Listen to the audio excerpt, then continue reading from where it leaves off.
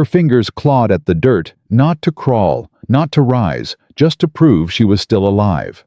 Charlotte Rivers had been beaten, robbed, and left on a California road like something men throw away when they're done with it. She didn't scream. She didn't cry. She pressed her cheek to the hot ground and made herself breathe.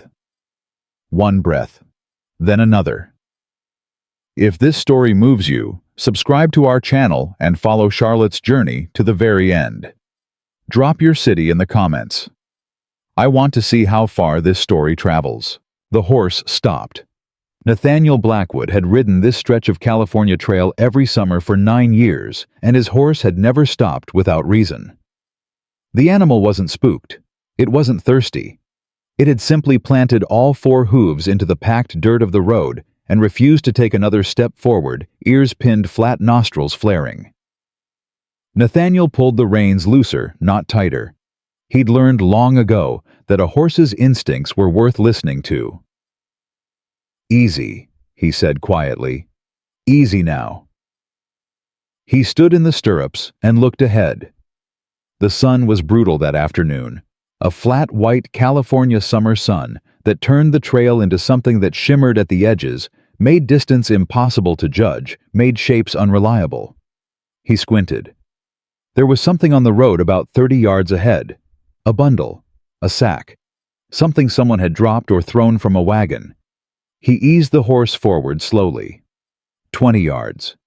The bundle didn't move. 10 yards. He saw hair. Pale, dust-caked blonde hair spread out in the dirt like it had been poured there. He was out of the saddle before the horse fully stopped. Lord Almighty! He hit the ground at a run, crossed the last few yards, and dropped to one knee beside her. A woman, face down in the road. Her dress, what remained of it, was torn down the back, the pale blue fabric dark with dried blood across her shoulders. Her hands were curled near her face, fingers loosely bent, the knuckles split raw. Nathaniel pressed 2 fingers to the side of her throat. A pulse, faint, irregular, but there. "Ma'am." He kept his voice low and steady, the way he'd talk to a frightened animal. "Ma'am, I'm not going to hurt you. You hear me? You're safe." Nothing. Not even a twitch. He looked up and down the trail in both directions. Empty. Not a wagon, not a rider, not a dust cloud that might mean someone coming. Whoever had done this was long gone. He looked back at her. She was too still. Not the stillness of unconsciousness, something closer to a decision, like a person who had stopped fighting and was letting go one breath at a time. "No, you don't," Nathaniel said quietly. "Not today." He slid one arm carefully beneath her shoulders and the other under her knees. She made a sound, not a word, just a sound thin and sharp, like something breaking. He went still immediately. "I've got you," he said. "I'm just going to lift you, that's all. You hold on however you can." Her fingers found the front of his shirt. She didn't grip. She just touched it. Like she wanted to believe it was real. He lifted her as carefully as he'd ever lifted anything in his life. She weighed less than she should have. Her head fell against his shoulder, and he could feel her breathing shallow too fast, not enough air moving with each one. He carried her to his horse and had one bad moment figuring out how to mount without jarring her further, then settled her across his lap with her back supported against his left arm.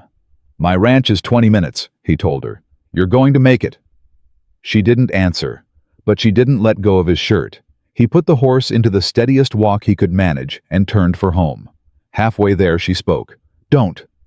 The word came out cracked dry as the road she'd been lying on.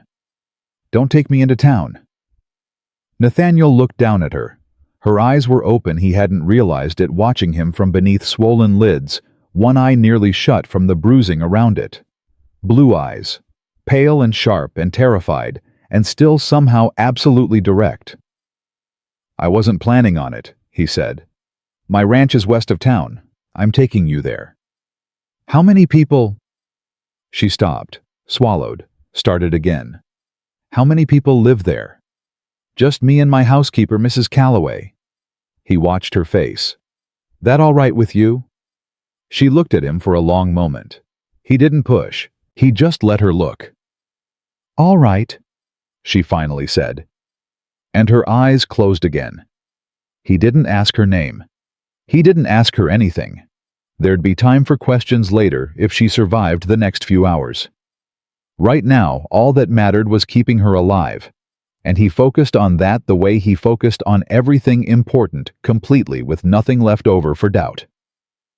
Mrs. Agnes Calloway met him at the door of the ranch house before he'd even finished tying his horse. She was 62 years old, built like a fence post, and had been running Nathaniel's household since his father's time. She took one look at the woman in his arms and stepped back to hold the door open without a single word of surprise. That was what Nathaniel valued most about Agnes Calloway. She never wasted time being startled. "Back bedroom," she said. "The one with the window that gets the afternoon shade." "Thank you, Agnes." "Don't thank me yet. What happened to her?" "Found her on the trail. Someone beat her bad and left her." Agnes made a sound in the back of her throat that wasn't a word. It was the sound of a woman who had lived long enough to not be surprised by what men were capable of, but had never made peace with it either. She followed him down the hall and pulled back the bed covers with quick, efficient hands. Nathaniel set the woman down as gently as he could. She stirred when he tried to take his arm from beneath her. "Easy," he said. "You're in a bed. You're inside." Her eyes opened. She looked at the ceiling, then at him, then at Agnes. She stopped. "I need you to know something." "Rest first," Agnes said firmly. "No."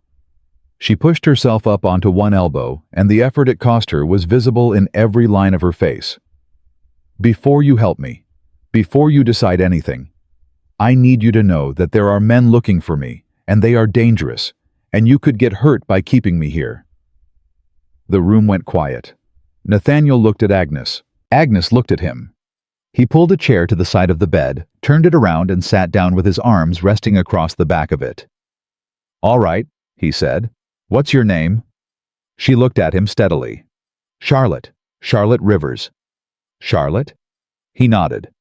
"I'm Nathaniel Blackwood. The woman with the sharp eyes is Mrs. Calloway. And I'll tell you something, Miss Rivers' men have ridden onto my property looking for trouble before. They generally ride off again with considerably less enthusiasm than they came with." He paused. "Now, you let Agnes see to your injuries, and when you're ready to talk, I'll listen. But there's no condition you can put on my help. That's not how I was raised." Charlotte looked at him for a long moment. Her jaw tightened. Something moved behind her eyes. Not gratitude exactly. Something more complicated. Something that looked a lot like a person who had been told to expect nothing from strangers for so long that kindness had become its own kind of shock. "Thank you," she said finally. The words came out quiet and a little rough, like she hadn't said them in a while. "Don't mention it." Nathaniel stood. "Agnes, call me if you need anything." He looked at Charlotte once more. "You're safe here." He left the room and pulled the door nearly shut behind him, leaving it open just enough for Agnes to call if she needed him. He went out to the porch and stood in the heat for a long time, thinking about a woman with blue eyes and split knuckles who had been left to die on a road in the summer of 1873. Agnes came out an hour later and found him still there. "3 broken ribs," she said without preamble. "Deep bruising across her back and shoulders. The eye will heal but not fast. She's got cuts that needed cleaning and 2 that needed stitching. I've seen to it." She didn't make a sound through any of it. Agnes paused. "Nathaniel, somebody worked hard at this." "I know. This wasn't a robbery that went wrong. Somebody wanted to leave a mark." "I know that too." Agnes was quiet for a moment. "She wouldn't tell me what happened." "She will," Nathaniel said, "when she's ready. And if what she tells you is something that brings those men here." He looked out at the trail, at the dust and the heat shimmer, and the long, empty distance. "Then we'll deal with that when it comes." Agnes nodded once the way she always did when she disagreed with him, but had decided he was going to do what he was going to do regardless. It was a very small nod. "I'll make soup," she said, and went back inside. Charlotte slept through the afternoon and the night. Nathaniel checked on her twice, once in the evening, once near midnight. Both times she was asleep, breathing steadier than she had been on the trail, color slightly better. The lines of pain around her mouth not quite as deep. He stood in the doorway each time and didn't go in. She was awake when he looked in the third time in the gray light before sunrise. She'd pushed herself up against the headboard. Her arms were wrapped carefully around her midsection, protecting the ribs, he noted, and she was watching the window like she was calculating something. "You should sleep," he said from the doorway. "I've been sleeping." Her voice was stronger than it had been, still rough but fuller. "Mr. Blackwood." "Nathaniel." A pause. "Nathaniel." She said the name like she was testing the weight of it. "I'd like to tell you what happened to me, if you still want to hear it." He came in then, took the chair again, sat down and looked at her without hurrying her. She looked at her hands for a moment. Then she looked up. "I worked as a bank teller in Sacramento," she said. "First Bank of California. I'd been there 4 years." She stopped, started again. "6 months ago, I started noticing discrepancies in the accounts. Small ones at first. The kind of thing that could be a mistake, transposition errors, miscounts. But they kept happening, and they kept going in the same direction. Money moving out of certain accounts and not showing up where it should." Nathaniel didn't say anything. He just listened. "I documented it," Charlotte continued. "Quietly, I kept my own records separate from the official books. When I had enough to be certain it wasn't a mistake, I took it to my manager." She paused. "His name was Silas Blackwell." The name dropped into the room like a stone into still water. "He listened to everything I had to say," Charlotte said. "He looked at my records. He thanked me for bringing it to his attention.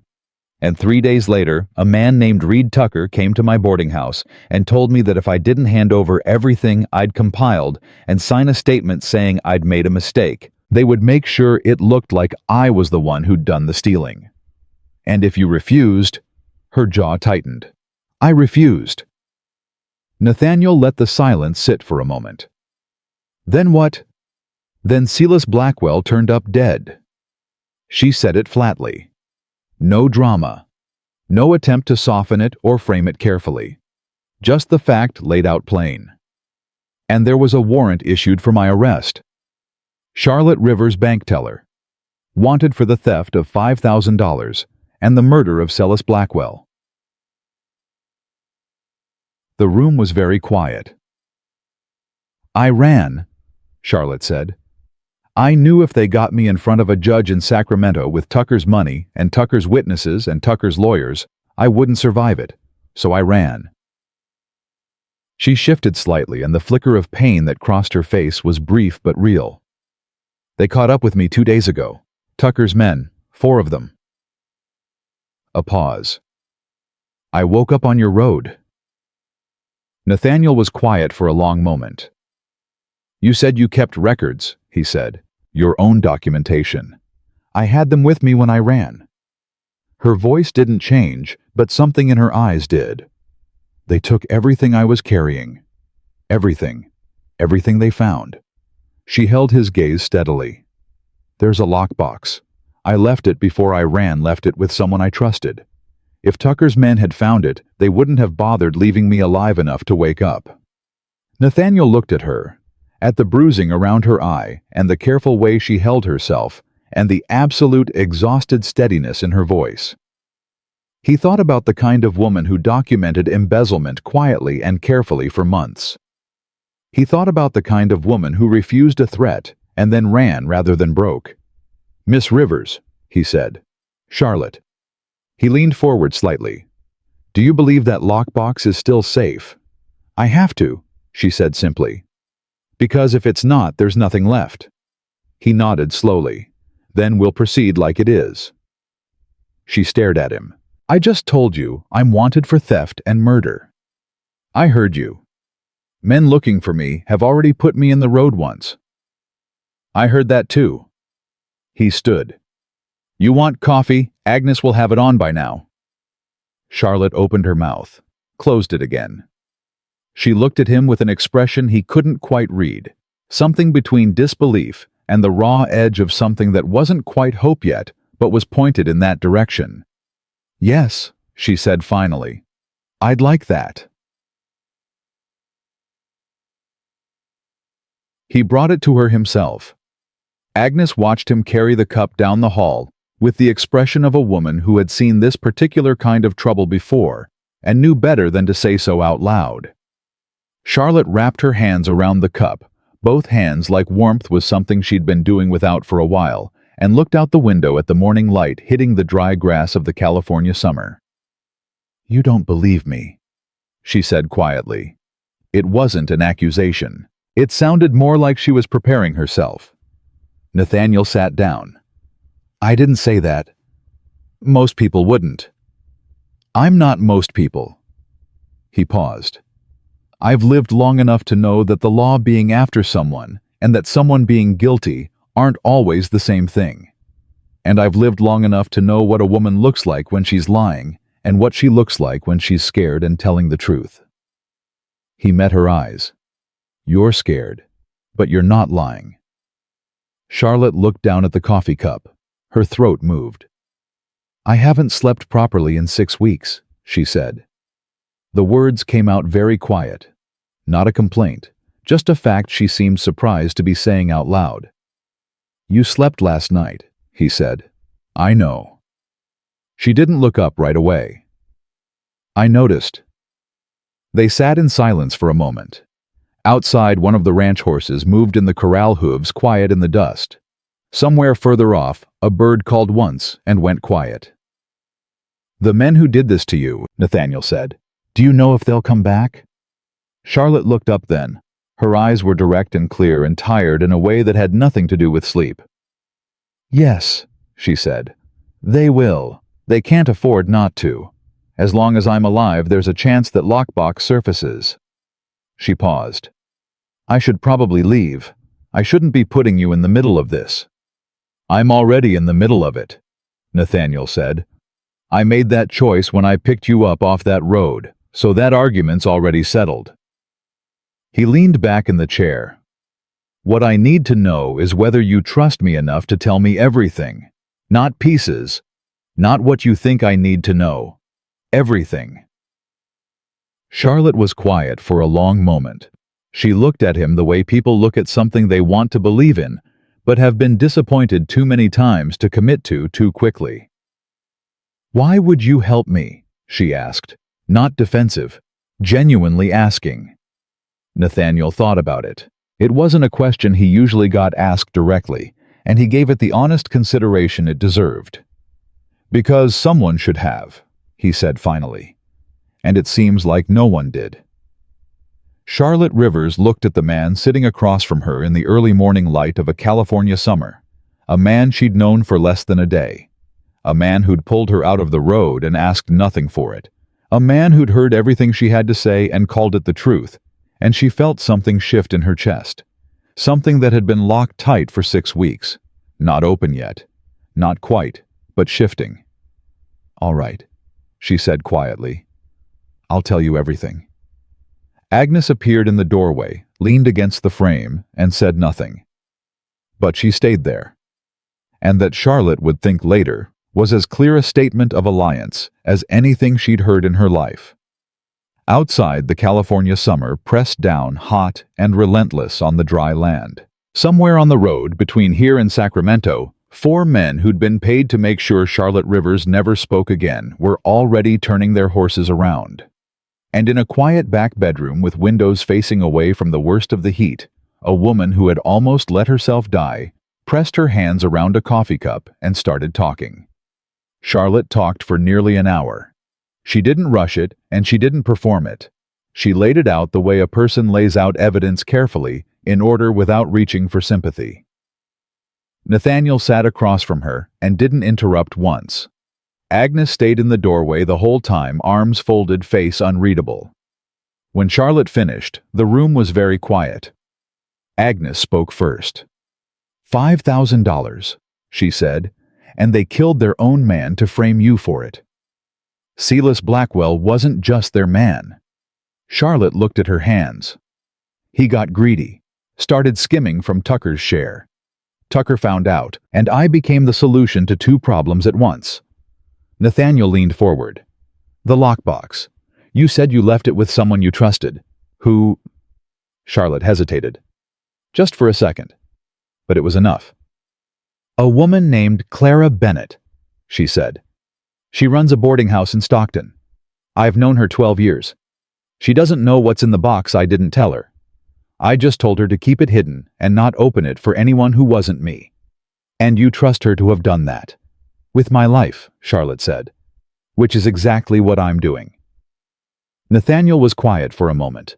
Then he stood and walked to the window and stood there with his back to her. Charlotte watched him. She'd learned in 6 weeks of running that you could read more about a man in his silences than in anything he said out loud. You're calculating something, she said. He turned around. I'm calculating how fast Tucker's men will get back to him with the news that you're still alive. The air shifted in the room. Charlotte set her coffee cup down. 2 days, she said. Maybe 3 if they rode hard when they left me, and they're coming back from a distance. But Tucker will already be moving. He's not the kind of man who waits on reports. She paused. He's the kind of man who sends a second group before the first one gets back. So we may have less time than 2 days. We may have hours. Agnes uncrossed her arms. Then stop sitting in that bed, she said to Charlotte in a tone that was not unkind, but was absolutely not open for discussion. Eat something real. You can't run on coffee and fear. Charlotte looked at her. I can't run at all yet. My ribs. Your ribs are cracked, not broken through. I've seen women work a full harvest with worse. Agnes pointed at the door. Kitchen. Now. We feed you, we think, and then we decide what we're doing. Not in that order if you argue with me. Despite everything, despite the bruising and the exhaustion and the very real possibility that armed men were riding toward this ranch, at that exact moment Charlotte almost smiled. She got herself out of bed. It took longer than it should have. Every movement pulled at something, and she had to stop twice just crossing the hall. But she made it to the kitchen table under her own power and sat down without help, and she could tell by the small nod Agnes gave her that this was noted and approved of. Agnes put food in front of her. Nathaniel sat across the table with a cup of coffee and a piece of paper and started writing. The lockbox, he said without looking up. What's in it exactly? My records. Every discrepancy I documented over 4 months, dated and cross-referenced against the official ledgers. Withdrawal slips with Tucker's authorization signature. A letter. Silas Blackwell wrote to me he was going to go to the authorities himself before Tucker found out about the skimming. He was scared. He put it all in writing. She paused. That letter is the most important thing in the box. It names Tucker directly. It describes the scheme in detail, in Blackwell's own hand. Nathaniel looked up from his paper. Blackwell wrote a confession letter. He wrote it to protect himself. Figured if anything happened to him, the letter would surface and point at Tucker. He just didn't get it to anyone in time. But you have it. Clara has it. Charlotte picked up her fork.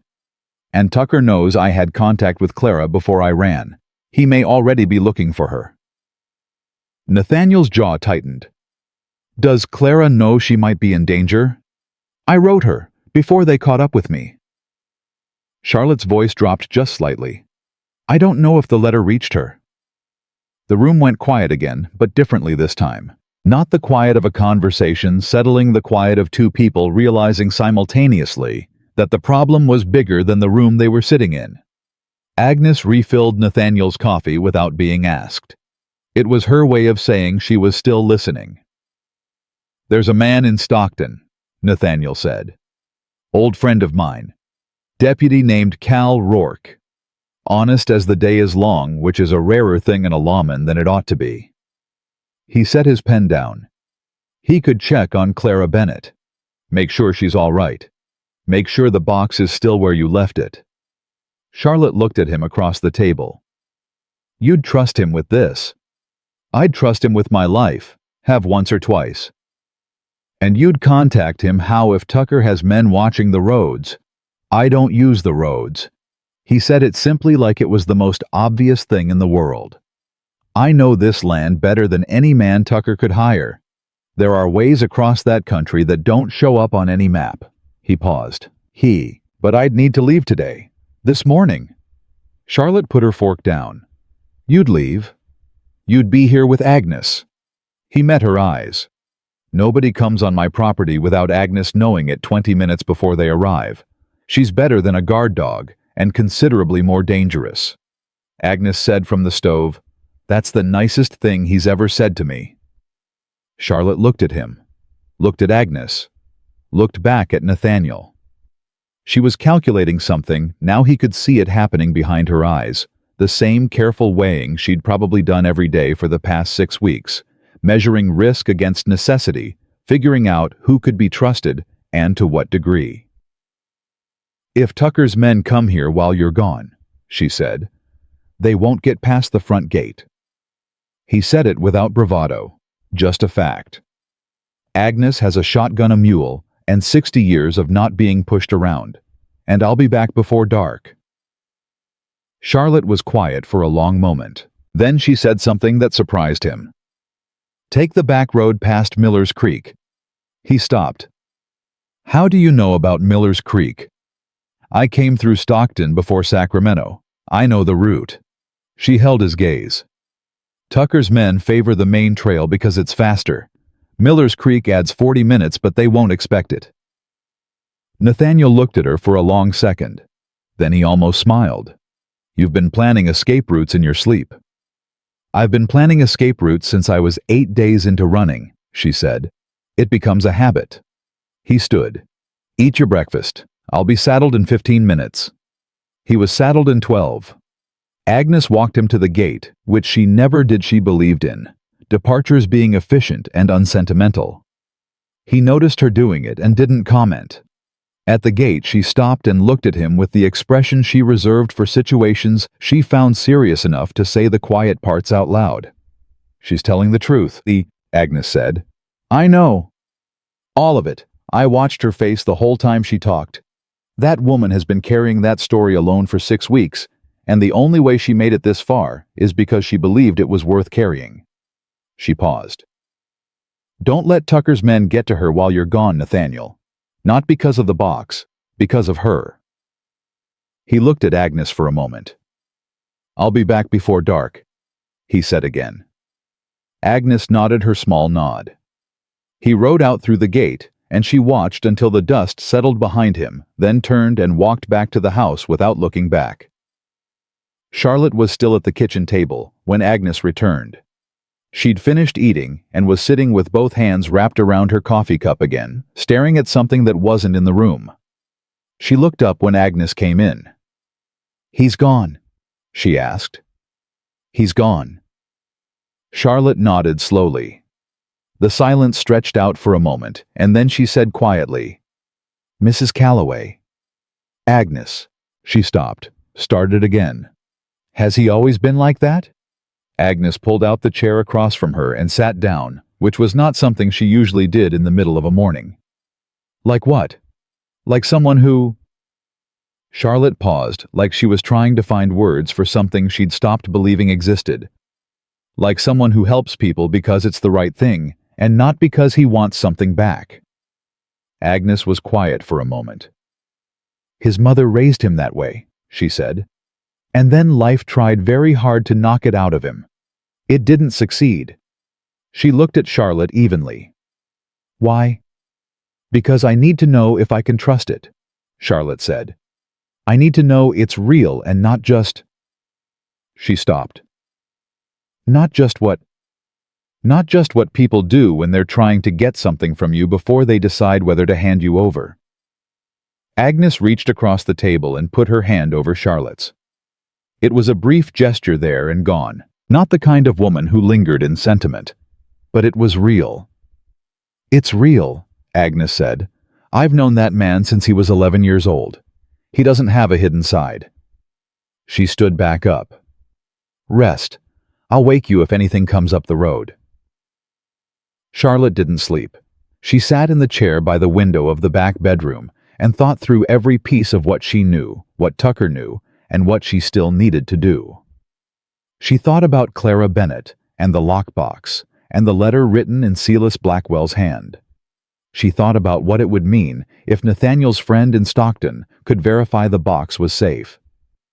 She was still thinking when she heard Agnes's voice from the front of the house, low and sharp, saying a single word. "Charlotte." She was on her feet before she knew she'd moved. The ribs protested violently, and she pressed one hand against them, moving fast down the hall, to where Agnes stood at the front window, with the curtain pulled aside exactly 1 inch. "Rider," Agnes said. "One, coming up the main trail." Charlotte looked past her shoulder. A single rider still far enough out that she couldn't make out the face. Moving at a measured pace, not rushing, not stopping. "One of Tucker's men would come in a group," Charlotte said, keeping her voice low. "Might be a scout," Agnes said. "Sent ahead to look." Charlotte watched the rider. Something nagged at her. The posture, the horse a gray, not a particularly fast animal. The way the rider was carrying himself slightly slumped easy, like someone who'd been riding a long time and wasn't expecting trouble. "That's not a hired gun," she said. "You can tell that from 100 yards. I've had 6 weeks to learn the difference." She watched a moment longer. He's sitting wrong for someone looking for a fight. He's tired, not tense. Agnes let the curtain fall back. "I'm getting the shotgun anyway." She got the shotgun. The rider came to the gate and stopped and called out in a voice that carried clearly across the yard. "Hello, the house. I'm looking for Nathaniel Blackwood. My name's Hector Mills. I work the Donahue property east of here. I've got a message." Agnes and Charlotte looked at each other. "Stay back," Agnes said. She went to the door herself, shotgun easy in her hands, and stepped out onto the porch. "Mr. Blackwood isn't here," she called back. "I'm his housekeeper. What's the message?" The rider reached into his jacket, and Charlotte felt every muscle in her body pull tight. Her hand found the wall. He pulled out a folded piece of paper. "Man came through Donahue's place this morning before sunup. Paid old man Donahue $2 to get this to Blackwood fast as possible. Said it was urgent." Agnes crossed the yard and took the paper through the gate slats without opening the gate, keeping the shotgun in clear view the whole time. The rider didn't seem bothered by it. He tipped his hat and turned his horse and rode back the way he'd come without another word. Agnes came back to the house and handed Charlotte the folded paper. Charlotte looked at it. Her name wasn't on it. Just a rough pencil sketch on the outside, a small box with a line through it, like someone had drawn it fast in poor light and needed it to mean something specific. Her hands went cold. She unfolded the paper. 4 words, penciled in handwriting she recognized. They found the box. Charlotte stood in the hallway of Nathaniel Blackwood's ranch house with a piece of paper in her hand and felt the floor shift beneath her. "What does it say?" Agnes asked. She looked up. Her voice came out steadier than she felt, which was something she'd trained herself to do and was grateful for now. "Clara," she said. "She found a way to warn me." She folded the paper carefully. "Tucker's men found the lockbox." Agnes was very still. "That means—" Charlotte stopped herself. "Reorganized. It means the evidence is gone. The records, the letter, everything. Which means Tucker has no reason to keep me alive for information anymore." She looked at Agnes directly. "He'll just want me dead." The silence in the hallway was absolute. Then Agnes straightened her spine, which was already very straight, and said, "Then we need Nathaniel back here before dark." "He went toward Stockton," Charlotte said. "Same direction Tucker's men would be coming from." She looked at Agnes and didn't let herself say the next thought out loud, but it was there between them in the room like something solid. If Tucker's men were already moving, and Nathaniel was on the road between here and Stockton, "He knows how to take care of himself," Agnes said. Her voice was firm.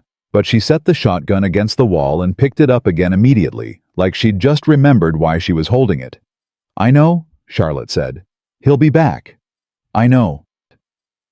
They stood in the hallway and listened to the sound of the summer outside, the dry grass moving, the horses in the corral, the empty, ordinary sounds of a California afternoon that had nothing alarming in it yet. "Agnes?" Charlotte said quietly. "Yes. If I have to run again if they come before he's back, I need you to know that none of this is your fault. You didn't choose this. He didn't choose this. I walked onto your road and brought it with me." Agnes looked at her for a long measuring moment. Then she said, "You didn't walk anywhere. You were carried in half dead, which is a considerable difference." She picked up the shotgun more firmly. "And nobody's running anywhere.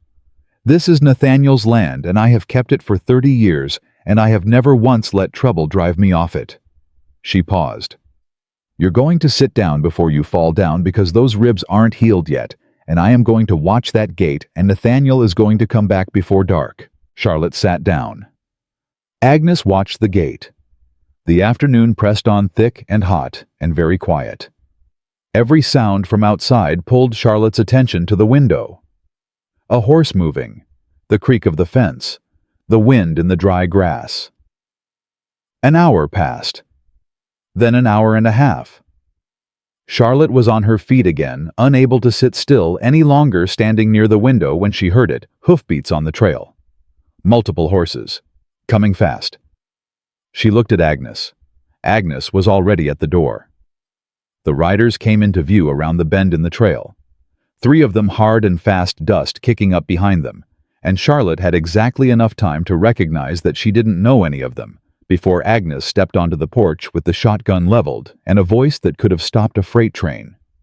"That's far enough." The 3 riders pulled up hard at the gate. The lead man's horse danced sideways, fighting the sudden stop. Charlotte stood behind Agnes in the doorway and looked at the man in front. He was broad-shouldered, dark-hatted, with a face that carried the particular flatness of a man who did what he was paid to do without any personal feeling about it. He looked at Agnes. He looked at the shotgun. He looked past her at Charlotte. And he almost smiled. "Miss Rivers," he said. "Mr. Tucker sends his regards." Agnes didn't move an inch. "This is private property," she said. "You weren't invited, and you aren't welcome. Turn those horses around."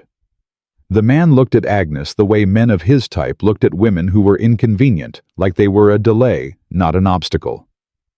"Ma'am, I'm going to need you to step aside." "No," Agnes said. "You're going to need to rethink your morning." Charlotte pressed her hand against the doorframe. 3 men. 1 shotgun. The nearest rifle was down the hall, and she couldn't move fast enough to get there without the ribs stopping her halfway. She needed Nathaniel. And then, from behind the 3 riders from the far side of the trail, where the cedar brakes ran along the property edge, a voice said, calm and clear and absolutely certain, "Drop them." All 3 men went very still. Nathaniel Blackwood stepped his horse out of the cedar at the riders' backs, and he was holding a rifle, and the look on his face was not anger. It was something quieter than anger, which was considerably more frightening. "The lady said you weren't invited," he said. "I'm saying it now too, and I'll only say it once." The lead man didn't drop his weapon. He was the kind of man who calculated odds for a living, and he was calculating them right now, 1 rifle behind 1 shotgun in front, 3 of them in between. His hands stayed exactly where they were, resting loose on the saddle horn, not reaching, but not surrendering either. "Mr. Blackwood," he said without turning around. "My name is Dent. I work for Reed Tucker. I think you know that name." "I know it," Nathaniel said. He didn't move the rifle. "Then you know this isn't something you want to step into." Dent's voice was reasonable, almost pleasant. The voice of a man who'd had this particular conversation before and knew how to pace it. "We've got no quarrel with you. The woman is wanted by the law. We're just here to bring her in." "Wanted posters don't give private citizens the right to ride onto another man's property," Nathaniel said. and the last time I checked, bounty hunters still have to go through the front gate. We knocked. Agnes, Nathaniel said without taking his eyes off Dent's back. Did these men knock? They did not, Agnes said from the porch. There you have it. Nathaniel kept his voice level. Now I'm going to ask one more time. Drop the guns. Get off my land. And you can tell Tucker that if he wants Charlotte Rivers, he can come himself and make his case to a judge like a man with nothing to hide. Dent was quiet for a moment. Then he said, Tucker's not going to like that answer. I don't much care what Tucker likes. Another pause. Longer this time. Charlotte, standing in the doorway behind Agnes, watched Dent's shoulders and saw the exact moment he made his decision. A slight settling, a release of tension that looked like calm, but was actually something else entirely. All right, Dent said. All right, Mr. Blackwood. He reached for his holster, not to drop the gun, to draw it. He was fast. Charlotte had to give him that. He was genuinely fast, spinning his horse sideways as he drew, using the animal as a shield, bringing the barrel up toward Nathaniel in one fluid motion that had clearly been practiced so many times it lived in the muscle rather than the mind. The problem was that Nathaniel was faster. The rifle cracked once. Dent's gun went spinning out of his hand and hit the dirt 6 feet away, and Dent grabbed his wrist and made a sound that wasn't quite a word. The other two men froze like they'd been turned to stone. The whole thing took less than 2 seconds. Charlotte realized she'd stopped breathing. She made herself start again. That was the last warning, Nathaniel said. The next one goes somewhere it can't be recovered from. Are we clear? We're clear? One of the other two men said quickly in the voice of someone who had not signed up for this level of confrontation. We're clear, mister. Dent cradled his wrist and said nothing. His face had gone tight and white and absolutely furious, but he had enough self-preservation left to keep it contained. Leave the guns, Nathaniel said. All of them. On the ground. Then ride. They left the guns, and they rode. Nathaniel didn't move until they were out of sight around the bend. Then he walked his horse forward to the gate, dismounted, and came through. Agnes lowered the shotgun. Charlotte let go of the doorframe and became aware that her hands were shaking not from fear exactly, but from the particular physical aftermath of being ready to run and then not having to. Nathaniel looked at her as he came up the path. He looked at her the way you look at something you expected to find broken and are relieved to find isn't. You're all right, he said. It wasn't quite a question. I'm all right. She steadied her hands against her sides. You came back faster than you said. I rode harder than I planned. He glanced at Agnes. Are you all right? I'm annoyed, Agnes said, which is different from not all right. Go inside. Both of you. I want to get those guns before somebody comes back for them. They went inside. Nathaniel poured water and handed Charlotte a glass, and she drank half of it before she realized she was that thirsty. He stood across the kitchen from her and didn't say anything right away, which she was learning was characteristic of him. He let situations settle before he spoke into them. The lockbox, Charlotte said. Did you reach Cal Rourke? His face changed. Not much. Just enough. I reached him, he said. And... Nathaniel set his glass down carefully. He got to Clara Bennett's boarding house this morning. Clara was there. She's safe. He paused. But the lockbox was already gone. Charlotte sat down. It wasn't a choice, her legs simply made the decision for her, and she sat. They got there first, she said. Clara said 3 men came yesterday evening. Said they were federal marshals. She had no reason not to believe them. Nathaniel's voice was careful and even. They showed her a badge and a court document and told her the box was evidence in a federal case. She handed it over. Fake marshals, Charlotte said. Her voice came out flat. Tucker's been planning this longer than we knew. Charlotte pressed both hands flat on the table. She stared at a point between them and did the mathematics of what this meant, and the mathematics were not good. Without the records, without Blackwell's letter, she was exactly where Tucker needed her to be, a wanted woman with a story and no proof. His lawyers would bury her in an hour. Charlotte. Nathaniel sat down across from her. Look at me. She looked up. Cal Rourke didn't just take my message and send me on my way, he said. He's been watching Tucker for 2 years, independent of any of this.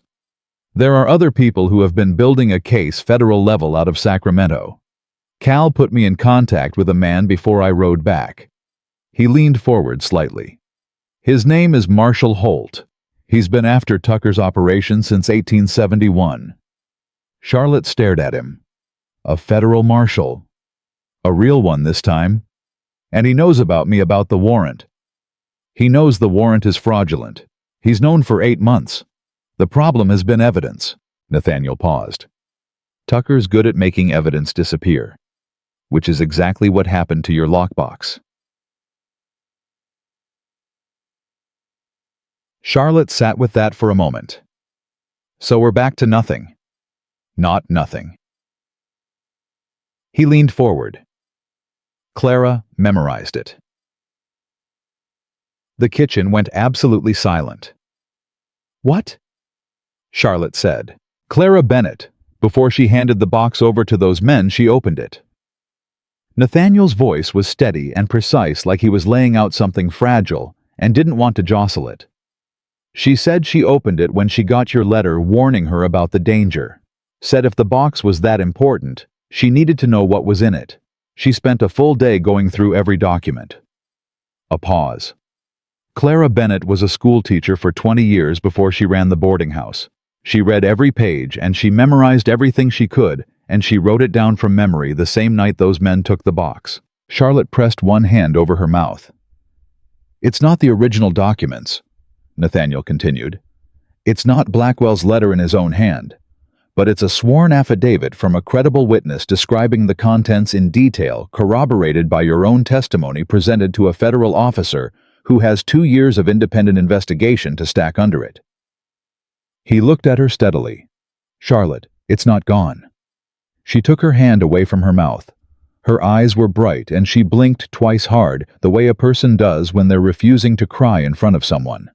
Clara, she said softly, that infuriating, wonderful woman. Cal Rourke has her statement. He's already forwarded a copy to Marshall Holt in Sacramento. Nathaniel sat back. But here's where it gets complicated. Charlotte almost laughed. More complicated than this. Tucker is going to find out that Clara talked, if he hasn't already. His voice dropped slightly, which means Clara needs to get out of Stockton, and it means Tucker is going to move fast to discredit everything before Marshall Holt can act on it. He has judges in his pocket, Charlotte. He has lawyers who can tie a federal case in knots for months. He met her eyes. Holt needs something Tucker can't explain away. Something public. Something that puts Tucker's own words against him. Charlotte was very still. What are you saying? Holt wants to draw Tucker out. Get him to move openly in a place where there are witnesses he can't pay off afterward. Nathaniel paused. There's a meeting. 3 days from now, in Sacramento. Tucker is hosting a gathering at the Sacramento Cathedral, a public event, civic leaders, investors, half the city council. He's been planning it for months. It's the kind of event a man holds when he wants to look legitimate. He watched her face carefully. Holt believes that if Tucker thinks you're going to walk into that event and make accusations publicly, he'll try to stop you. In front of witnesses.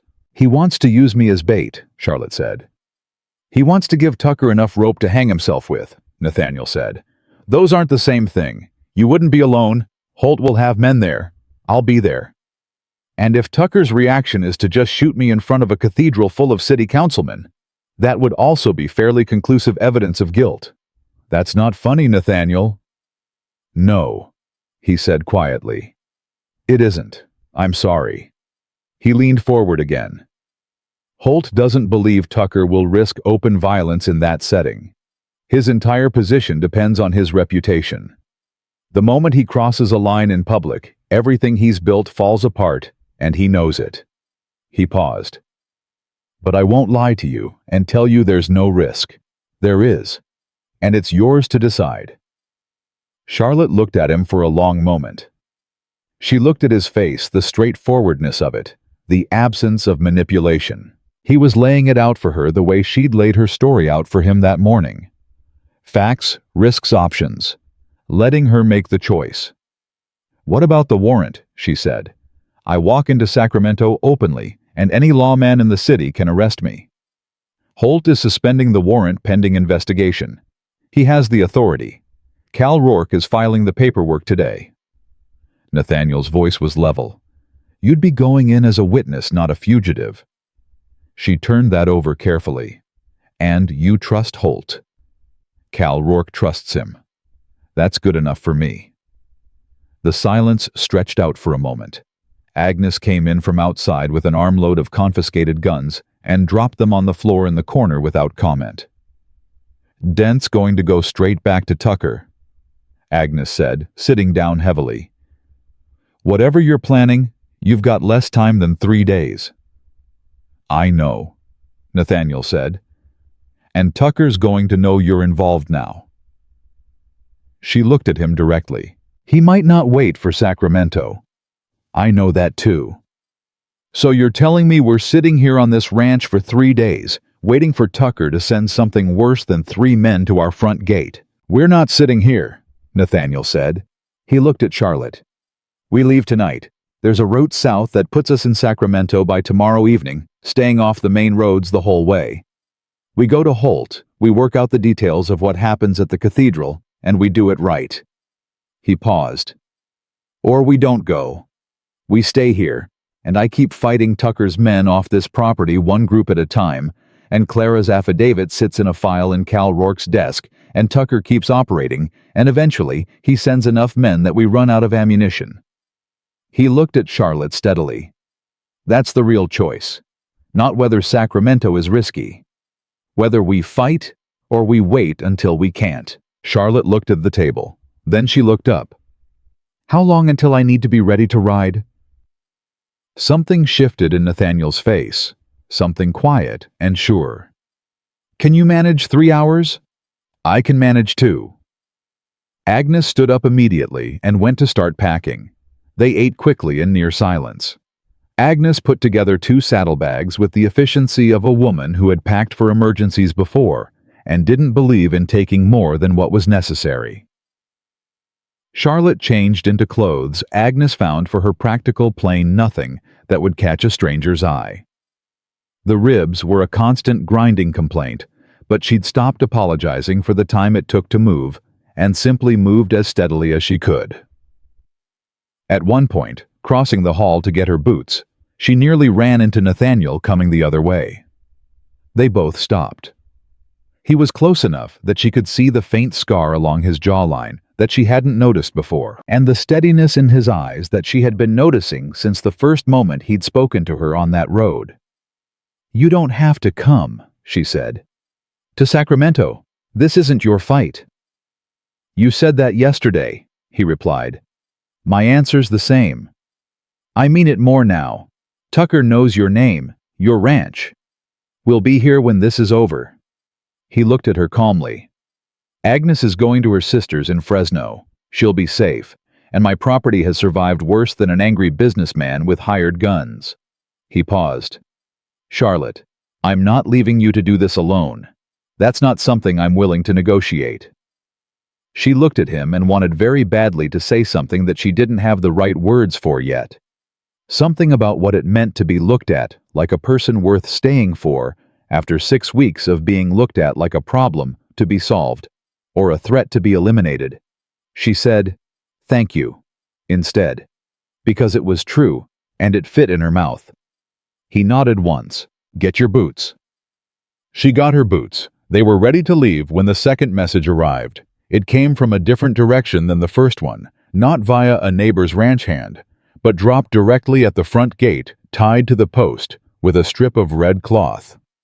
Agnes found it when she went to lock the gate behind them. She brought it to Nathaniel without opening it. He unfolded it and read it, and his face went very still in a way Charlotte hadn't seen before. She held out her hand. He gave it to her.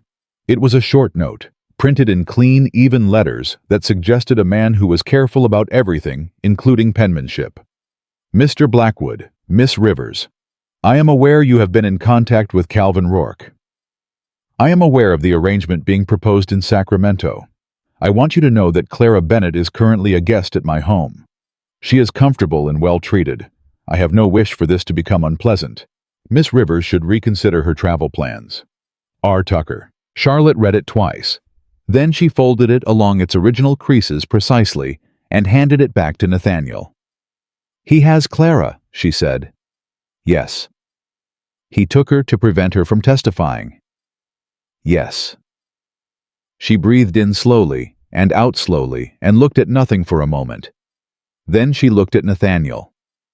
That changes the plan, she said. It changes part of it, he said. Not all of it. Nathaniel. He has Clara. I know. His voice was even and absolutely certain. Which is exactly why we ride to Sacramento. Because the only way to get Clara Bennett out of Tucker's house safely is to make Tucker too exposed to hide behind anymore.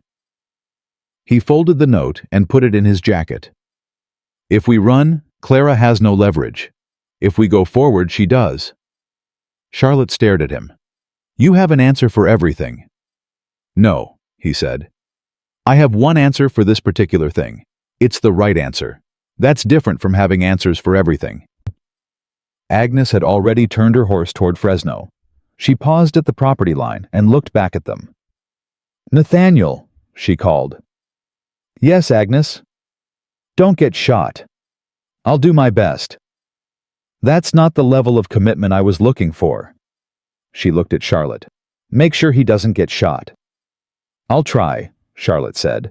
Agnes gave her small nod, the one that meant she approved of the answer without being willing to say so, and rode south. Nathaniel and Charlotte turned their horses north toward Sacramento through the thick summer dark. Charlotte rode with one hand pressed against her ribs and her eyes on the trail ahead, and she thought about Clara Bennett in Tucker's house, and the note with its careful, even letters, and the thing Tucker had not understood when he wrote it. He thought the note would stop her. He didn't understand that there was nothing left in her that could be stopped. He'd taken the evidence. He'd taken the lockbox. He'd taken her name, her safety, her 6 weeks of sleep. And now he'd taken Clara. There was nothing left to threaten her with, and that made her more dangerous than she'd ever been in her life. They rode through the night without stopping. Charlotte didn't complain about the ribs. Nathaniel didn't ask about them. They moved in the kind of silence that two people fall into when they've stopped wasting words on things that don't need saying, and the trail north unrolled in front of them under a sky thick with summer stars. Around midnight, Nathaniel pulled up at a creek crossing and let the horses drink. Charlotte sat in the saddle and looked at the water and said, Tell me about Cal Rourke. Everything. Not just that he's honest. Nathaniel stepped down and crouched at the creek bank. We rode together when we were young and considerably more foolish. He took a bullet meant for me outside of Bakersfield in 1867. I patched him up with a saddle blanket and half a bottle of whiskey, and he survived out of sheer stubbornness. He paused. He became a lawman because he said someone had to do it right. I became a rancher because I'd had enough of situations where people shot at me. Until now. Until now, he agreed. And Marshall Holt. Cal says he's the most patient man he's ever met. Been building the case against Tucker for 2 years without making a single move that Tucker could use against him.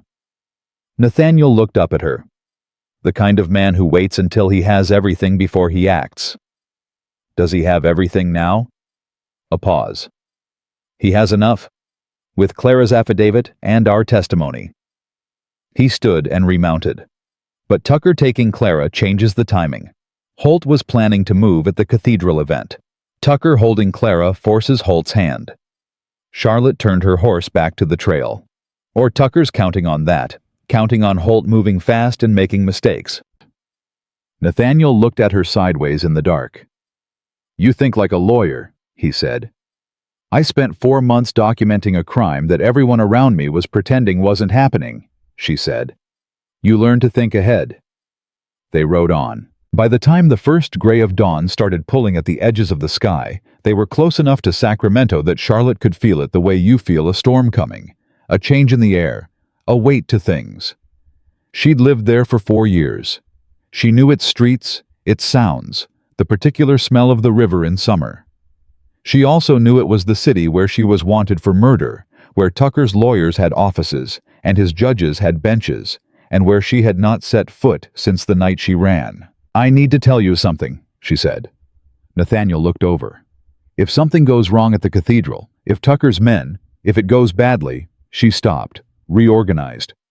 "I need you to know that whatever happens to me, Clara's affidavit still exists. Rourke has it. Holt has a copy. Even if Tucker gets to me, he can't get to both of those simultaneously. Nothing's going to happen to you." "You don't know that." "No," he said, "but I know what I intend. And I intend to make sure you walk out of Sacramento." She looked at him. He was looking at the trail ahead, jaw set, the particular expression of a man who has made a decision so completely that there's no point arguing with it. "You're a very stubborn person," she said. "I've been told." "I'm serious, Nathaniel." "So am I." He glanced at her, then briefly direct.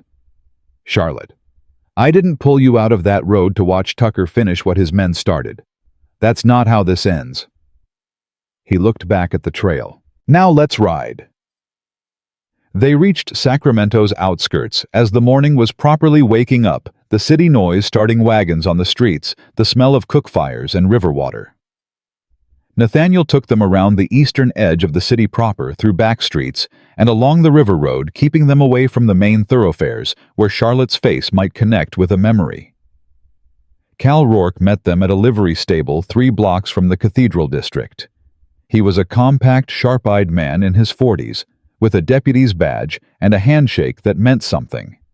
He looked at Charlotte with the frank, assessing look of a lawman who has learned to read people quickly and has mostly stopped being wrong about it. "Miss Rivers," he said, "I've read everything you documented. I want you to know I believe every word of it."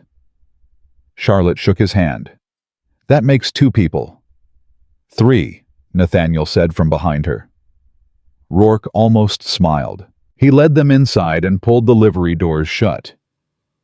"Marshal Holt got Tucker's note," Rourke said without preamble.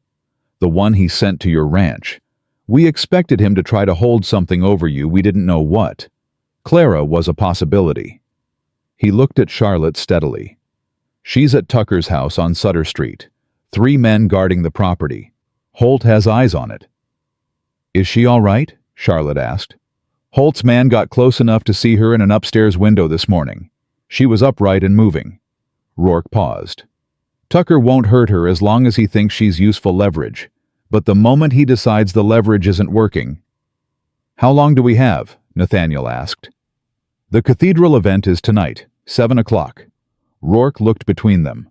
"Holt's plan hasn't changed. Tucker is going to be at that event for 2 hours in front of 60 witnesses. What has changed is that we need to get Clara out of that house before Tucker realizes his leverage is gone." He paused. "Because the moment he knows you're in Sacramento and you're not backing down, he's going to decide Clara is a liability instead of an asset." Charlotte felt the cold logic of that land in her chest. "Who gets Clara?" "Holt has a man going in at 5 o'clock. Servant's entrance. If it works, Clara's out before the cathedral event starts." Rourke looked at Charlotte directly. "If it doesn't work, we need to know that you'll still go to that event. Because even if Tucker has Clara, the only way to expose him is to force him into the open." The livery was quiet. Somewhere outside, a wagon rolled past on the street. Charlotte said, "She's my friend. She memorized that evidence to protect me. She didn't sign up for any of this." "I know," Rourke said. "And I'm sorry." "But yes," Charlotte said, "I'll still go. Because Clara would tell me to." She paused. And because Tucker's counting on me not to. Rourke nodded once sharply. Then here's what tonight looks like. He laid it out. Holt would be at the cathedral with 4 federal men in civilian clothes positioned around the room. Charlotte would arrive just before 7 and put herself where Tucker could see her, not confrontational, not hiding, just visible. Nathaniel would stay close. The moment Tucker moved toward her or sent men toward her in a public setting, Holt's men would close in. Tucker's going to want to get her out of that room, Nathaniel said, quietly, before she can say anything to anyone. That's exactly what we want him to try, Rourke said. Because if he moves against her publicly, in front of witnesses who aren't on his payroll, it proves everything her testimony alleges about his methods. He paused. We're not trying to trap Tucker into confessing. We're trying to trap him into being himself in front of people who matter.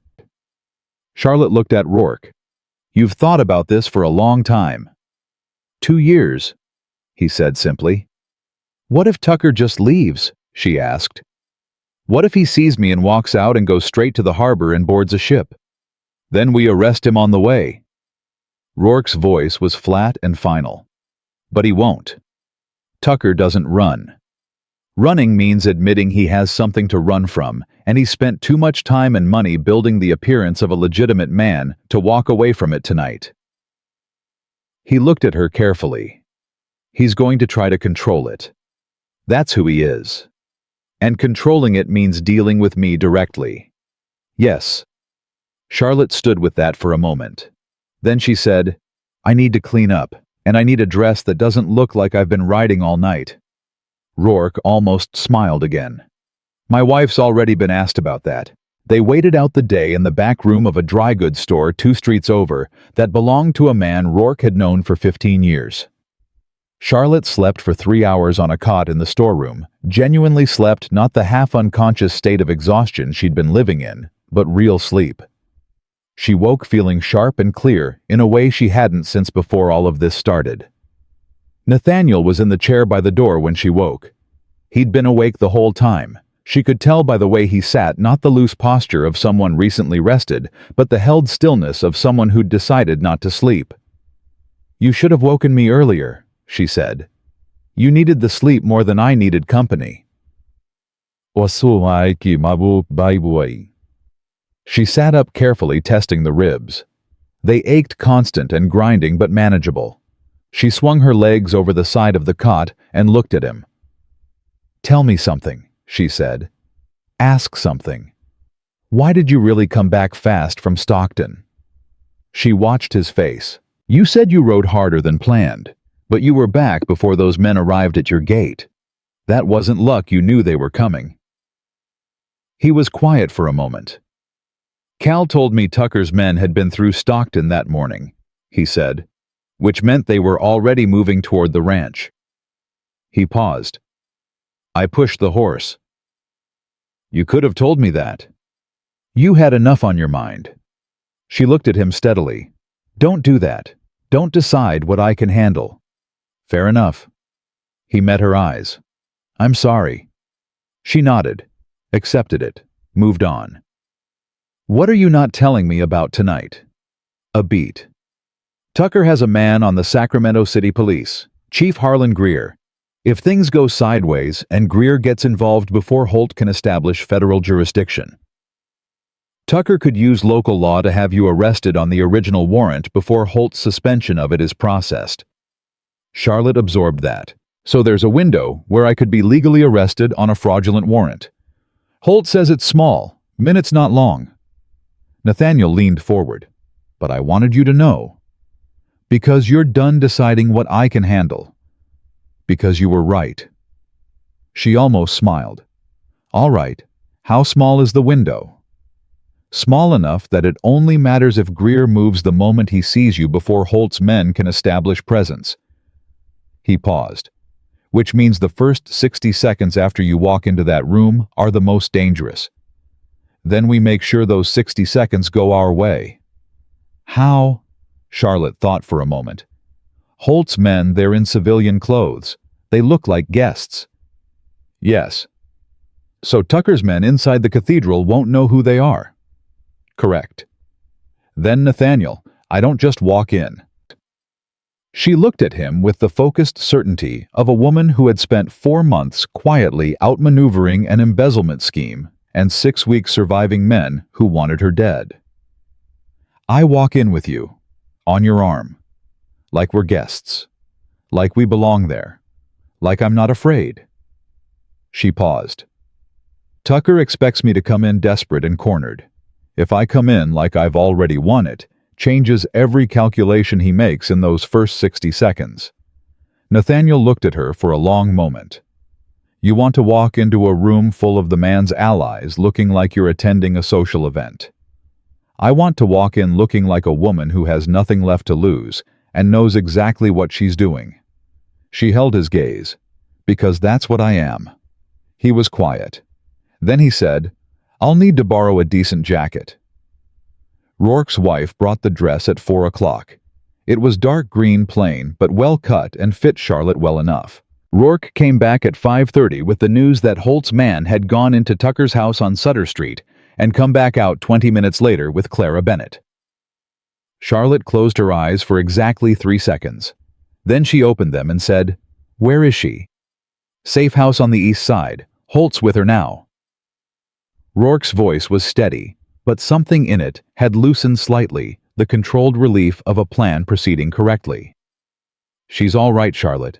She's shaken up and angry, and apparently she has a great deal to say about Reed Tucker's hospitality, but she's not hurt. Charlotte breathed out slowly. Tell her. She stopped. Tell her, I'll see her when this is done. She said to tell you she's sorry about the box. Tell her the box was never the point. Charlotte straightened. She was. At 6:45, they walked toward the Sacramento Cathedral.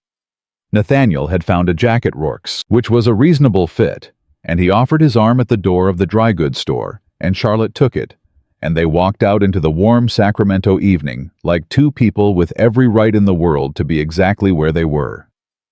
Holt's men were already inside. Rourke was posted at the south entrance. The plan was in motion.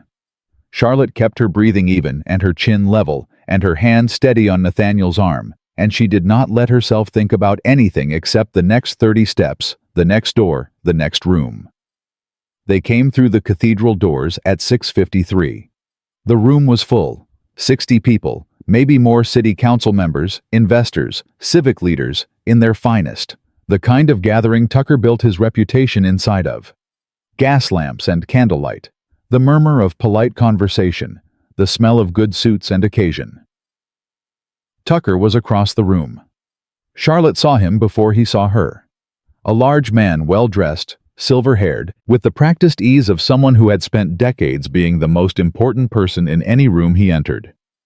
He was talking to two men in city council sashes and laughing at something one of them had said. Then his eye moved the way eyes do in a crowded room, natural and unconscious, sweeping the space, and it landed on Charlotte. His laugh stopped. Not dramatically. Not visibly to anyone else in the room. Just a fraction of a second's pause, the laughter arriving at its natural end, a half-beat late. Charlotte held his gaze across the room and did not look away. Tucker's hand at his side moved slightly. A small gesture. So small that you'd miss it if you weren't watching for it. But Charlotte was watching for it, and Nathaniel was watching for it, and across the room, one of Holt's men in a gray suit shifted his position in response. Tucker excused himself from the councilman. Smooth and easy, a brief word, a gracious nod. He moved toward the edge of the room, not directly toward Charlotte, but angling the trajectory of a man who wants to get somewhere without looking like he's going there. He's not coming to us, Nathaniel said quietly. He's going to send someone. He was right. A young man in a dark coat appeared at Charlotte's elbow within 30 seconds, Tucker's man trying to look like a functionary. Miss Rivers, he said low and quick. Mr. Tucker would like a private word. There's a room. No, thank you, Charlotte said pleasantly. If Mr. Tucker wants to speak to me, he's welcome to do so here. The young man blinked. That wasn't the answer he'd been prepared for. "Ma'am, Mr. Tucker is right over there," Charlotte said. "I can see him perfectly well. If he'd like to come say hello, I'll be standing right here." She smiled at the young man with the particular smile of a woman who has nothing left to threaten. "Thank you."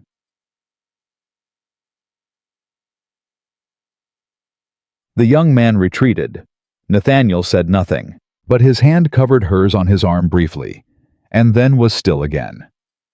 Tucker held his position for 45 seconds. Charlotte counted them. She watched him calculating. She could see it happening from across the room, the rapid weighing of options, the assessment of the situation, the realization that the situation was not what he'd expected, and that the woman standing calmly in the middle of his event was not behaving like a woman who should be calm. Then Tucker made his mistake. He moved toward Chief Greer. Charlotte saw it and said quickly and quietly, "Nathaniel, Greer." Nathaniel looked, saw it. His hand found the small of her back immediately, and he turned them both slightly, placing himself between Charlotte and the direction Tucker was moving. But Holt was faster. Marshal Holt stepped out from the group of guests near the north wall, a lean, gray-eyed man in a dark suit who looked like he'd been born patient, and he intercepted Tucker 6 feet from where Greer was standing. He said something very quietly, very close, producing a folded document from his jacket as he said it. Tucker went absolutely still. The room continued around them, conversation, laughter, the clink of glasses. Nobody noticed. Nobody except the people who were watching for exactly this moment. Tucker looked at the document. He looked at Holt. He looked across the room at Charlotte. And Charlotte saw it the exact instant when Reed Tucker understood that the situation had reversed entirely. That the woman he'd had beaten and left on a road, whose evidence he'd stolen, whose friend he'd taken, whose name he'd destroyed, that woman was standing in his cathedral with a federal marshal at her back. And the document in Holt's hand was real. And the window for escape had closed somewhere in the last 60 seconds, without Tucker noticing it closing. His face did something complicated. Rage and calculation, and something that might, underneath all the rest of it, have been the first shadow of fear. Reed Tucker. Holt said clearly enough, now that the nearest guests began to turn. "You are under federal arrest for the crimes of embezzlement, fraud, conspiracy to commit murder, and obstruction of federal investigation. You have the right." Tucker moved. Not to run, to fight. He grabbed the nearest thing to him, which happened to be Chief Greer. Pulled the man bodily in front of him like a shield. His other hand going for the small pistol inside his jacket. In the sudden eruption of noise and movement that followed, 60 people reacting to violence, where they expected none, Charlotte felt Nathaniel's hand close on her arm and pull her sideways hard and fast, putting a pillar between her and Tucker's line of sight. Someone screamed. Several people were moving for the doors. Holt's men closed from 3 directions simultaneously fast and practiced the movements of people who had been waiting for exactly this and were not surprised by it. Tucker raised the pistol. Holt didn't flinch. "Put it down, Tucker. There are 6 federal officers in this room and 60 witnesses. There is no version of this that ends in your favor." Tucker's hand was shaking. Not from fear. From fury.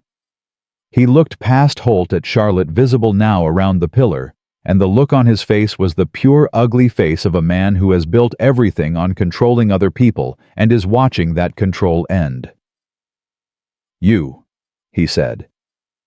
The word came out stripped of everything except the rage underneath it.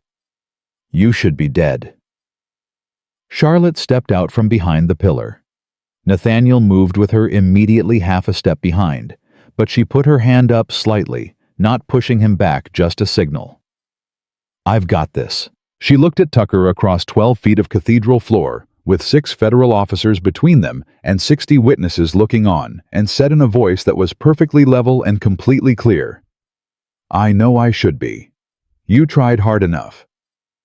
She held his gaze. "But here I am." Tucker's pistol hand dropped, not because he'd decided to, because one of Holt's men reached it from the side and brought it down with the clean efficiency of someone who'd been positioned for exactly that moment, and Tucker's wrist was caught and turned, and the pistol was gone before the man fully processed it happening.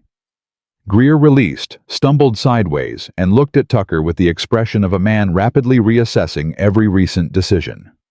Holt's men had Tucker in 3 seconds flat. The room was Chaos Voices movement people pressing toward the walls. Outside, Charlotte could hear more horses, more men, the sound of the situation's outer edges being contained. Nathaniel was beside her. She could feel him there without looking. "Are you all right?" he said. "Yes." She was looking at Tucker being held between 2 federal officers, the silver-haired, well-dressed, carefully constructed version of Reed Tucker, dismantling in real time. She'd imagined this moment in different ways over 6 weeks, had imagined it desperate and chaotic and terrifying. She hadn't imagined it feeling like this, like something finally exhaling. Charlotte. Nathaniel said her name like it was something he'd been holding on to. She turned and looked at him. He looked back at her, and for a moment neither of them said anything, because there wasn't a word that fit the size of what had just happened, and they both knew it. "You didn't stay behind the pillar," he said finally. "No," she agreed. "I told you to stay. You didn't tell me anything. You moved me there." She looked at him steadily. "There's a difference." He held her gaze for a long moment. "Point taken," he said quietly. Holt was beside them, then the federal document back in his jacket, Tucker's pistol already in someone else's custody. He looked at Charlotte with the gray, patient eyes of a man who has waited 2 years for a single evening. "Miss Rivers," he said, "I owe you an apology on behalf of the federal government. That warrant should have been investigated 6 months ago." He paused. "It's been withdrawn. Effective this morning." Charlotte looked at him. The words landed somewhere deep and found things that had been braced against them for 6 weeks. "Clara Bennett," she said. She's being brought here now," Holt said. "She'll be formally protected as a federal witness. Her affidavit is already in the official record." He paused. It was the cornerstone, Miss Rivers. Everything else we had was structure. Her statement was the cornerstone. Charlotte nodded slowly. The cathedral was still loud around them. The confused noise of 60 people processing something they hadn't expected and were only beginning to understand. Greer was in conversation with 2 of Holt's men in a corner, and the look on his face suggested that conversation was not going well for him. Tucker was being walked toward the north door, and as he passed, he turned his head and looked at Charlotte one more time. She didn't look away. She didn't say anything. She simply stood there, in a green dress in a cathedral in Sacramento, upright and present and breathing all the things he had tried to prevent and let him look at what he hadn't managed to destroy. Then he was through the door and gone. Charlotte let out a breath. And the hand that found hers in the noise and the aftermath was Nathaniel's, not dramatic, not declared, just there. Solid and certain, the way he'd been since the first moment on that road. She held it. Clara Bennett arrived 12 minutes after Tucker was walked out the north door. She came in through the south entrance with one of Holt's men on each side and the expression of a woman who had survived something undignified and was furious about it, in the particular way of people who are too relieved to stay furious for long. She was 60 years old, solid and straight-backed, with gray hair pinned efficiently and eyes that had clearly been crying recently and were just as clearly done with it.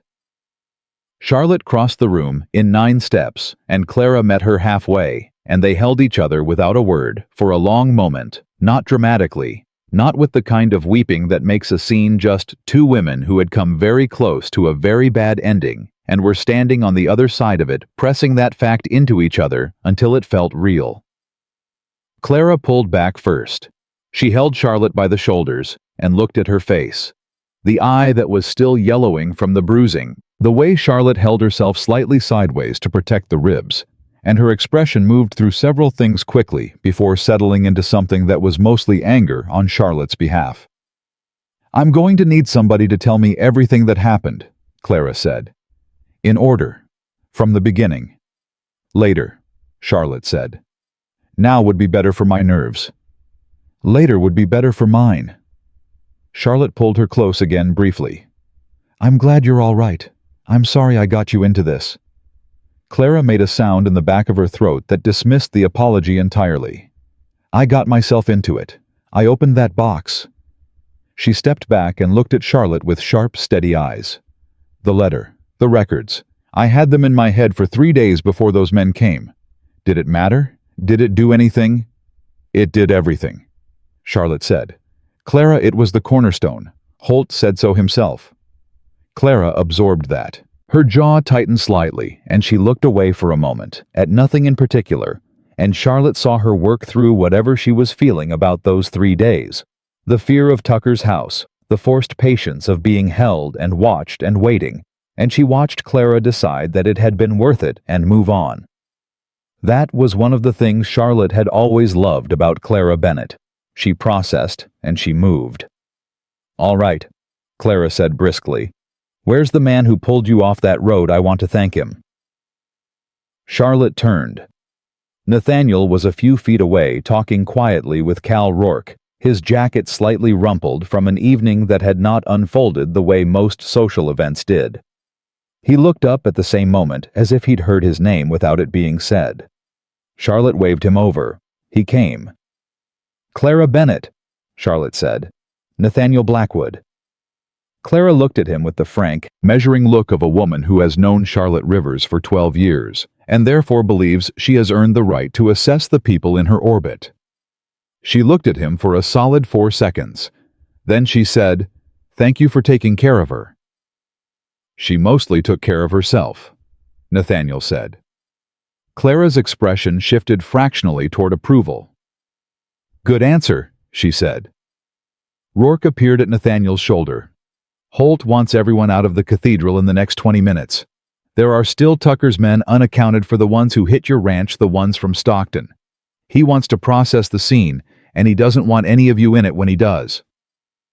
Where do we go? Charlotte asked. Federal Building, 3 blocks east. Holt needs statements tonight, all of you, while everything is documented and in order. Rourke paused. Charlotte, there's something else. The way he said her name made her go still. Holt found something, he said, when his men went into Tucker's house to get Clara. Something you need to know about. Tell me. Rourke glanced at Nathaniel, then back at her. The lockbox is there, at Tucker's house. Tucker didn't destroy it, he kept it. Charlotte stared at him. He kept it, she said. Everything. Your records, the cross-references, the withdrawal slips. Rourke's voice was careful and even. And Blackwell's letter. All of it intact in Tucker's study. The cathedral noise continued around Charlotte, but she wasn't hearing it. She was working through what this meant and what it said about Tucker and why, and then she understood. He was going to use it, she said quietly, against someone else. At some point. He kept it because having evidence of a crime gives you leverage even when you've covered the crime up. She looked at Rourke steadily.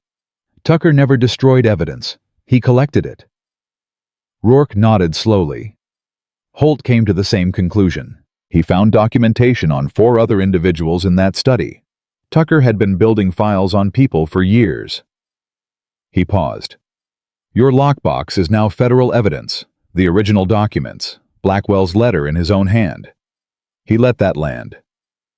Charlotte, you didn't lose anything. Not permanently. She stood very still for a moment. Then she turned away from all of them, from Rourke and Clara and Nathaniel and the noise of the cathedral, and faced the wall and pressed her hand flat against it and breathed. Once, twice, 3 times. Nobody spoke.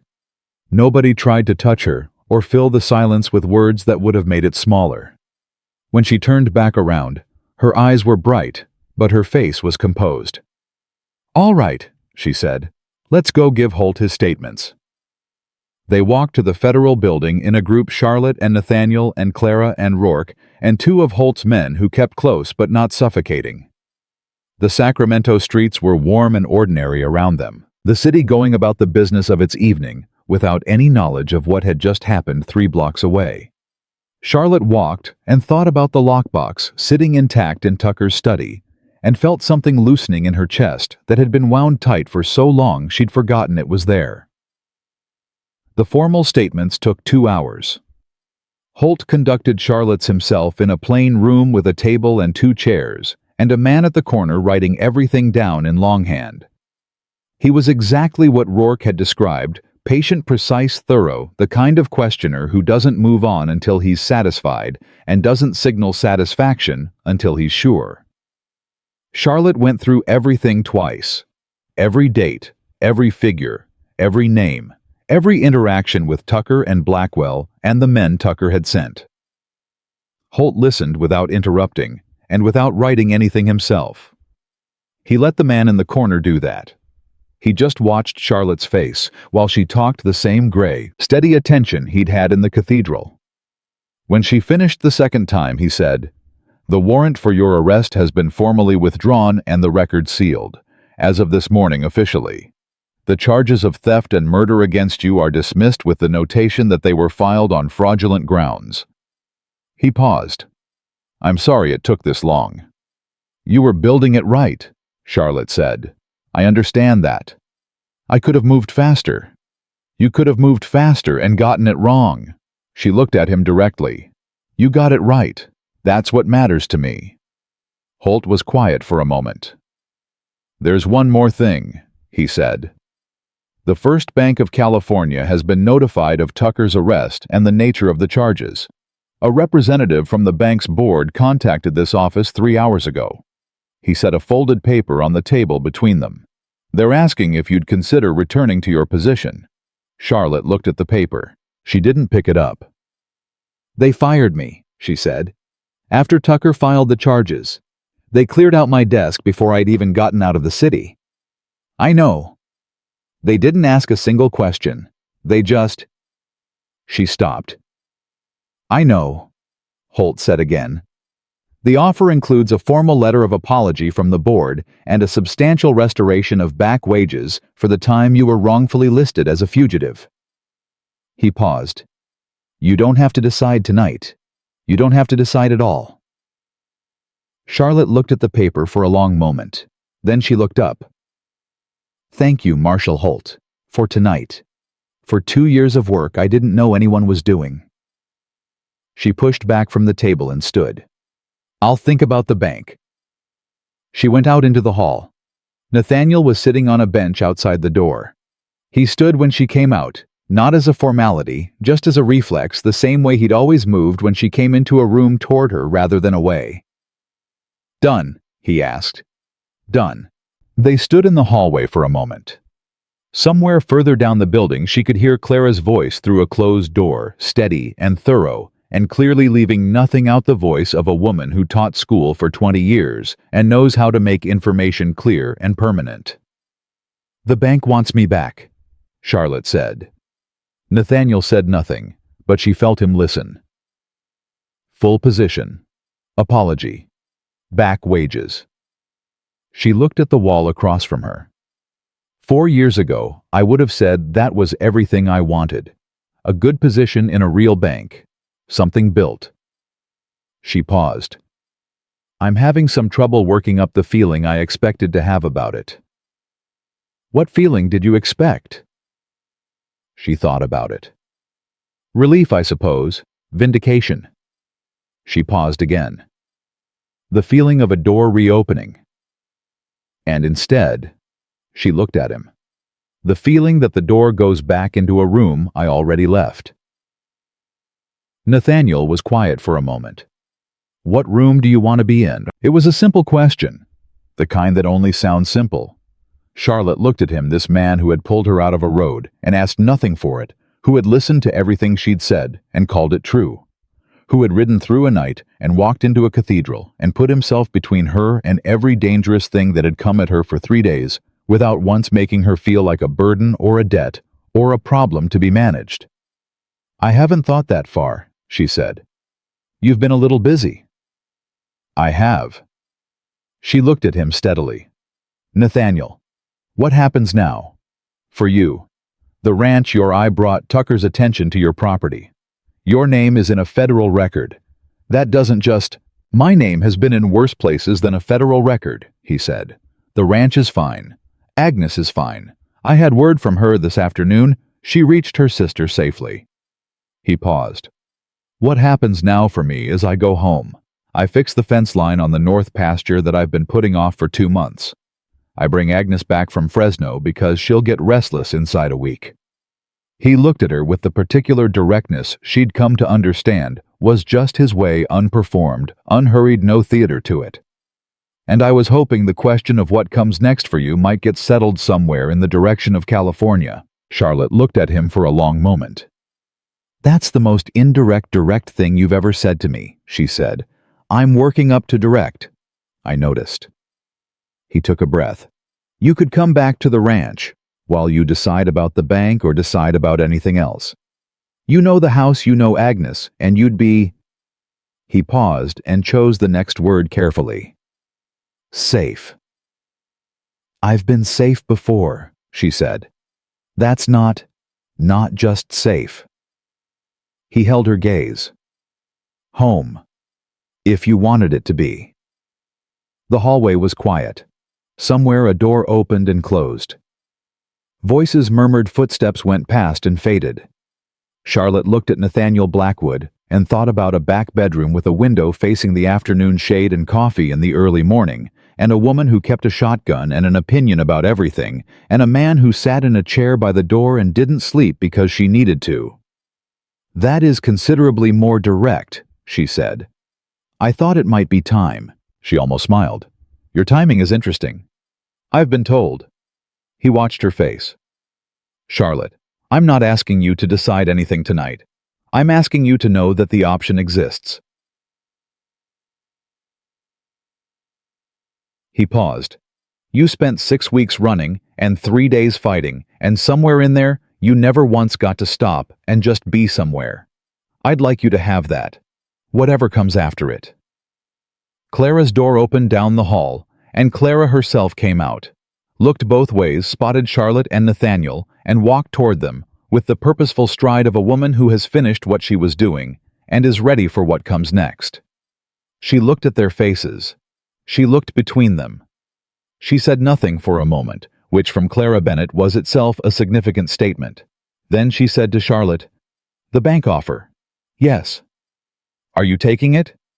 I don't know yet.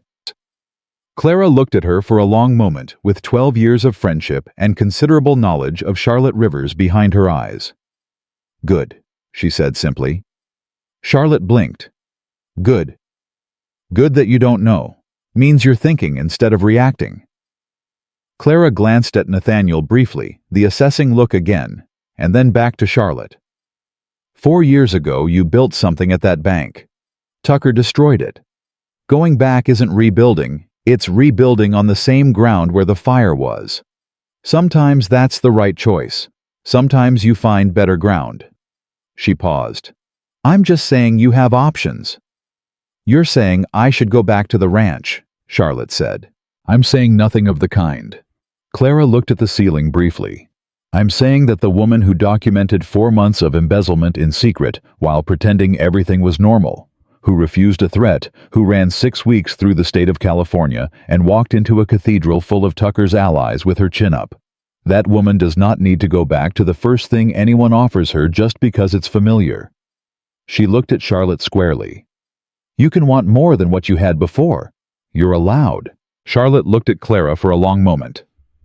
When did you get wise? She said. I've always been wise, Clara said. You've just been too busy surviving to notice. They moved. Holt needed them out of the building by midnight, and there were arrangements to be made where Clara would stay documentation of travel for the witnesses' formal processing of Tucker's arrest that required signatures in triplicate from everyone involved. Rourke was efficient and thorough about all of it, moving them through the necessary mechanics with the calm of a man who knows exactly what paperwork holds the world together and respects it. It was nearly 11 o'clock when Holt found Charlotte one more time.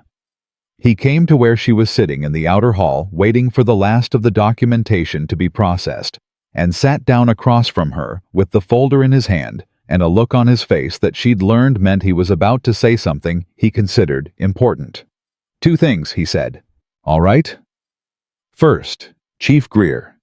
He's been removed from his position pending investigation. He was cooperative tonight, more cooperative than Tucker considerably, and I believe he'll cooperate fully. Tucker had leverage on him that goes back 4 years. He paused. He was not entirely a villain. He was a man who made one bad choice and spent 4 years paying for it by making worse ones. I thought you should know that." Charlotte considered that. "And the second thing." Holt opened the folder and set it on the chair between them. It was Silas Blackwell's letter, the original. Photographed and copied for the federal record, but the original 8 pages close written in handwriting she'd read so many times in her memory that seeing it real and in front of her felt like something between relief and grief. "That belongs with you," Holt said. "Not with the bank, not in an evidence file. It's yours. He wrote it to you. He was trying in his way, and it cost him his life." He paused. "I thought you should have it." Charlotte picked it up with both hands. She looked at Blackwell's handwriting and thought about a man who had done the wrong things for a long time and at the end tried to do one right thing and didn't get far enough. She thought about how easily she could have been the same, how easily anyone could be when the wrong people have the power and the right people have nothing but their own conscience to work with. "Thank you," she said quietly. Holt nodded, stood. "The federal government will need your address for correspondence related to Tucker's trial," he said. "If your address changes, let Rourke know." He walked back down the hall and left her with the letter. Nathaniel was beside her a moment later. She hadn't heard him come. She was learning that he moved quietly, that it was characteristic, that it wasn't stealth, so much as the natural economy of a man who didn't take up more space than he needed. He looked at what she was holding, but didn't ask. "Blackwell's letter," she said, answering the not question. "The original. Holt gave it back to me." Nathaniel sat down next to her. Not across. Next to. She looked at the letter for another moment, and then she folded it carefully along its original lines and held it in her lap and said, "I want to go back." He was very still. "To the ranch," she said. "Not because I don't know what I want, or because I'm running away from the bank offer, or because I have nowhere else to go." She looked at him directly because she'd watched him be direct with her from the first morning, and he deserved the same in return. "Because I want to. Because it feels like the place I want to be while I figure out the rest. Because—" She stopped. "Because," he said quietly, giving her room to finish it. "Because when I was in that bed with 3 cracked ribs and nothing left, and you brought me coffee and sat across from me and said I didn't have to put conditions on your help," she said, "that was the first time in 6 weeks that I felt like a person instead of a problem." She held his gaze. "I haven't forgotten that." Nathaniel looked at her for a long moment.